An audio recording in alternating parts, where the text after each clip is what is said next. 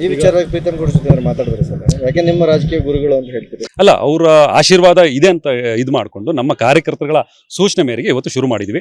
ಅವರ ಇದ್ರಲ್ಲಿ ತಪ್ಪೇನಿಲ್ಲ. ನಾವು ಕೇಳ್ತಾ ಇರೋದು ಬಿಜೆಪಿ ಪರ, ಮೋದಿ ಪರ ವೋಟ್ ಆಗಿರೋದ್ರಿಂದ ಅವ್ರ ಆಶೀರ್ವಾದ ನಮ್ಮ ಜೊತೆಗಿರುತ್ತೆ ಅಂತ ನಾನು ಭಾವಿಸಿದ್ದೀನಿ. ಅವ್ರು ಸೂಚನೆ ಕೊಟ್ಟಿಲ್ಲ. ಪಾಪ ಅವರು ರಾಜ್ಯ ಪ್ರಧಾನ ಕಾರ್ಯದರ್ಶಿ, ಇಡೀ ರಾಜ್ಯ ಸುತ್ತಬೇಕು. ಹಂಗಾಗಿ ಅವರು ಬ್ಯುಸಿ ಇದ್ದಾರೆ. ಹಂಗಾಗಿ ಸ್ಥಳೀಯ ಕಾರ್ಯಕರ್ತರ ಇದರಲ್ಲಿ ಒತ್ತಾಯದ ಮೇಲೆ ನಾನು ಇದು ಕೆಲಸ ಶುರು ಮಾಡಿದ್ದೀನಿ. ರಾಷ್ಟ್ರ ಮಟ್ಟದಲ್ಲಿ ನಿಮ್ಮ ನಾಯಕರುಗಳು, ಜೆಡಿಎಸ್ ನಾಯಕರುಗಳು ಮೈತ್ರಿ ಆಗಿರೋದು ಎಲ್ಲರಿಗೂ ಗೊತ್ತಿರೋ ವಿಚಾರ.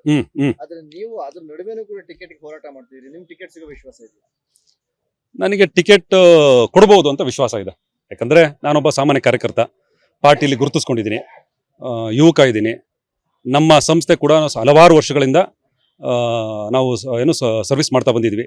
ಸೊಸೈಟಿಲಿ ನಾವು ಎಲ್ಲ ದೇವಸ್ಥಾನಗಳಿಗೆ ನಮ್ಮ ಕೈಲಾದ ಸಹಾಯಗಳು, ಸಮುದಾಯ ಭವನಗಳಾಗ್ಬೋದು, ವೃದ್ಧಾಶ್ರಮಗಳು ಇರ್ಬೋದು, ಅನಾಥಾಶ್ರಮಗಳು ಇರ್ಬೋದು, ಅಂಧ ಮಕ್ಕಳು ಶಾಲೆಗಳು ಇರ್ಬೋದು. ನಮ್ಮ ಶಾಲೆಯಲ್ಲಿ ಸುಮಾರು ಜನ ಮಕ್ಕಳಿಗೆ ಉಚಿತ ಶಿಕ್ಷಣ ಇರ್ಬೋದು, ರಿಯಾಯಿತಿ ದರದಲ್ಲಿ ಶಿಕ್ಷಣಗಳು ಇರ್ಬೋದು. ನಮ್ಮ ಕೈಲಿ ಆದಷ್ಟು ಮಟ್ಟದ ಸಮಾಜ ಸೇವೆಗಳು ಮಾಡ್ತಾ ಇದೀವಿ. ಇದನ್ನೆಲ್ಲ ಗುರುತಿಸಿ ಪಾರ್ಟಿ ನನಗೆ ಟಿಕೆಟ್ ಕೊಡ್ಬೋದು ಅಂತ ನನ್ನ ಭಾವನೆ. ನಿಮ್ಮ ಅಭ್ಯರ್ಥಿ ಅಂತ ಏನು ಪ್ರಚಾರ ಮಾಡ್ತಿದ್ದಾರೆ ಜೆಡಿಎಸ್, ನಿಮ್ಮನ್ನೇನಾದ್ರೂ ಮಾತುಕತೆ ಮಾಡುವಂತ ಪ್ರಯತ್ನ ಪಟ್ಟಿದ್ದಾರಾ? ನಿಮ್ಮ ವಿಶ್ವಾಸ ತಗೊಂಡಿದ್ದಾರಾ? ನಮ್ಮನ್ನ ಯಾರು ಮಾತಾಡ್ಸಿಲ್ಲ ಸರ್, ಇನ್ನು ಮಾತಾಡ್ಸಿಲ್ಲ. ನಮಗೆ ನಮ್ಮ ರಾಜ್ಯ ನಾಯಕರು ಮಾತಾಡ್ಸಿದ್ರೆ ಸಾಕು. ನಮ್ಗೇನು ಆ ಥರ ನಮ್ಮನ್ನೇ ಮಾತಾಡಿಸ್ಬೇಕು ಅನ್ನೋದು ಉದ್ದೇಶ ಏನಿಲ್ಲ.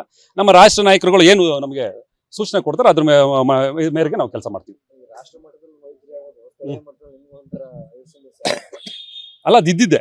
ಅದು ಏನೋ ಇರ್ಸುಮರ್ಸ್ ಇದ್ದಿದ್ದೇನೆ. ಆದರೂ ಇದನ್ನೆಲ್ಲ ಈ ಇರ್ಸುಮರ್ಸ್ನ ಸೈಡ್ಗಿಟ್ಟು ನಮ್ಮ ಉದ್ದೇಶ ಮೋದಿ ಅವರಿಗೆ ನಾವು ಬಲಪಡಿಸಬೇಕು ಅಂತ. ಅಷ್ಟು ಬಿಟ್ಟರೆ ಯಾವ್ದು ಬೇರೆ ಉದ್ದೇಶಗಳಿಲ್ಲ. ಈಗ ಅಂತಿಮವಾಗಿ ಪ್ರಜ್ವಲ್ ರೇವಣ್ಣ ಅವರು ಮೈತ್ರಿ ಅಭ್ಯರ್ಥಿ ಅಂತಂದ್ರೆ ನೀವು ನಾಮಪತ್ರ ವಾಪಸ್ ರೆಡಿ ಇದ್ದೀರಾ? ಪಕ್ಷ ಸೂಚಿಸಿದ್ರೆ ಮಾಡ್ತೀವಿ. ಪಕ್ಷೇತರವಾಗಿ ನಿಲ್ತೀರಾ ಅಥವಾ ಹೆಂಗೆ ಅಂತ? ಪಕ್ಷ ಏನು ಸೂಚಿಸಿದ್ರೆ ಆ ತರ ನಾವು ಕೆಲಸ ಮಾಡ್ತೀವಿ. ಪಕ್ಷೇತರವಾಗಿ ನಿಲ್ಲಲ್ಲ, ಪಕ್ಷದ ವಿರುದ್ಧವಾಗಿ ಇಲ್ಲ. ಪಕ್ಷ ತೀರ್ಮಾನ. ಪಕ್ಷ ಎನ್ಡಿಎ ಅಭ್ಯರ್ಥಿ ಮಾಡಿದ್ರೆ ನೀವು ಪಕ್ಷೇತರವಾಗಿ ನಿಲ್ತೀರಾ ನಿಲ್ಲಲ್ವಾ? ಈ ತೀರ್ಮಾನ ಆದ್ರೆ ಅಂತಿಮವಾಗಿ ಇಲ್ಲ. ಪಕ್ಷ ಏನ್ ಸೂಚಿಸುತ್ತೆ ಅದ್ ಮಾಡ್ತೀವಿ. ಈ ವಿಚಾರವಾಗಿ ಪ್ರೀತಮ್ ಗೌಡ ಜೊತೆ ಮಾತಾಡಿದ್ರೆ ಸರ್, ಯಾಕೆ ನಿಮ್ಮ ರಾಜಕೀಯ ಗುರುಗಳು ಅಂತ ಹೇಳ್ತೀರಿ? ಅಲ್ಲ, ಅವರ ಆಶೀರ್ವಾದ ಇದೆ ಅಂತ ಇದು ಮಾಡಿಕೊಂಡು ನಮ್ಮ ಕಾರ್ಯಕರ್ತರುಗಳ ಸೂಚನೆ ಮೇರೆಗೆ ಇವತ್ತು ಶುರು ಮಾಡಿದ್ವಿ. ಅವರ ಇದ್ರಲ್ಲಿ ತಪ್ಪೇನಿಲ್ಲ. ನಾವು ಕೇಳ್ತಾ ಇರೋದು ಬಿಜೆಪಿ ಪರ, ಮೋದಿ ಪರ ವೋಟ್ ಆಗಿರೋದ್ರಿಂದ ಅವ್ರ ಆಶೀರ್ವಾದ ನಮ್ಮ ಜೊತೆಗಿರುತ್ತೆ ಅಂತ ನಾನು ಭಾವಿಸಿದ್ದೀನಿ. ಅವ್ರು ಸೂಚನೆ ಕೊಟ್ಟಿಲ್ಲ. ಪಾಪ ಅವರು ರಾಜ್ಯ ಪ್ರಧಾನ ಕಾರ್ಯದರ್ಶಿ, ಇಡೀ ರಾಜ್ಯ ಸುತ್ತಬೇಕು. ಹಂಗಾಗಿ ಅವರು ಬ್ಯುಸಿ ಇದ್ದಾರೆ. ಹಂಗಾಗಿ ಸ್ಥಳೀಯ ಕಾರ್ಯಕರ್ತರ ಇದರಲ್ಲಿ ಒತ್ತಾಯದ ಮೇಲೆ ನಾನು ಇದು ಕೆಲಸ ಶುರು ಮಾಡಿದ್ದೀನಿ. ರಾಷ್ಟ್ರ ಮಟ್ಟದಲ್ಲಿ ನಿಮ್ಮ ನಾಯಕರುಗಳು, ಜೆಡಿಎಸ್ ನಾಯಕರುಗಳು ಮೈತ್ರಿ ಆಗಿರೋದು ಎಲ್ಲರಿಗೂ ಗೊತ್ತಿರೋ ವಿಚಾರ. ಆದ್ರೆ ನೀವು ಅದ್ರ ನಡುವೆನೂ ಕೂಡ ಟಿಕೆಟ್ ಹೋರಾಟ ಮಾಡ್ತಿದ್ದೀರಿ. ನಿಮ್ ಟಿಕೆಟ್ ಸಿಗೋ ವಿಶ್ವಾಸ ಇದೆ? ನನಗೆ ಟಿಕೆಟ್ ಕೊಡಬಹುದು ಅಂತ ವಿಶ್ವಾಸ ಇದೆ. ಯಾಕಂದ್ರೆ ನಾನೊಬ್ಬ ಸಾಮಾನ್ಯ ಕಾರ್ಯಕರ್ತ, ಪಾರ್ಟಿಲಿ ಗುರುತಿಸ್ಕೊಂಡಿದ್ದೀನಿ, ಯುವಕ ಇದ್ದೀನಿ. ನಮ್ಮ ಸಂಸ್ಥೆ ಕೂಡ ಹಲವಾರು ವರ್ಷಗಳಿಂದ ನಾವು ಸರ್ವಿಸ್ ಮಾಡ್ತಾ ಬಂದಿದ್ವಿ. ಸೊಸೈಟಿಲಿ ನಾವು ಎಲ್ಲ ದೇವಸ್ಥಾನಗಳಿಗೆ ನಮ್ಮ ಕೈಲಾದ ಸಹಾಯಗಳು, ಸಮುದಾಯ ಭವನಗಳಾಗ್ಬೋದು, ವೃದ್ಧಾಶ್ರಮಗಳು ಇರ್ಬೋದು, ಅನಾಥಾಶ್ರಮಗಳು ಇರ್ಬೋದು, ಅಂಧ ಮಕ್ಕಳು ಶಾಲೆಗಳು ಇರ್ಬೋದು. ನಮ್ಮ ಶಾಲೆಯಲ್ಲಿ ಸುಮಾರು ಜನ ಮಕ್ಕಳಿಗೆ ಉಚಿತ ಶಿಕ್ಷಣ ಇರ್ಬೋದು, ರಿಯಾಯಿತಿ ದರದಲ್ಲಿ ಶಿಕ್ಷಣಗಳು ಇರ್ಬೋದು. ನಮ್ಮ ಕೈಲಿ ಆದಷ್ಟು ಮಟ್ಟದ ಸಮಾಜ ಸೇವೆಗಳು ಮಾಡ್ತಾ ಇದೀವಿ. ಇದನ್ನೆಲ್ಲ ಗುರುತಿಸಿ ಪಾರ್ಟಿ ನನಗೆ ಟಿಕೆಟ್ ಕೊಡ್ಬೋದು ಅಂತ ನನ್ನ ಭಾವನೆ. ನಿಮ್ಮ ಅಭ್ಯರ್ಥಿ ಅಂತ ಏನು ಪ್ರಚಾರ ಮಾಡ್ತಿದ್ದಾರೆ ಜೆಡಿಎಸ್, ನಿಮ್ಮನ್ನೇನಾದ್ರೂ ಮಾತುಕತೆ ಮಾಡುವಂತ ಪ್ರಯತ್ನ ಪಟ್ಟಿದ್ದಾರಾ? ನಿಮ್ಮ ವಿಶ್ವಾಸ ತಗೊಂಡಿದ್ದಾರಾ? ನಮ್ಮನ್ನ ಯಾರು ಮಾತಾಡ್ಸಿಲ್ಲ ಸರ್, ಇನ್ನು ಮಾತಾಡ್ಸಿಲ್ಲ.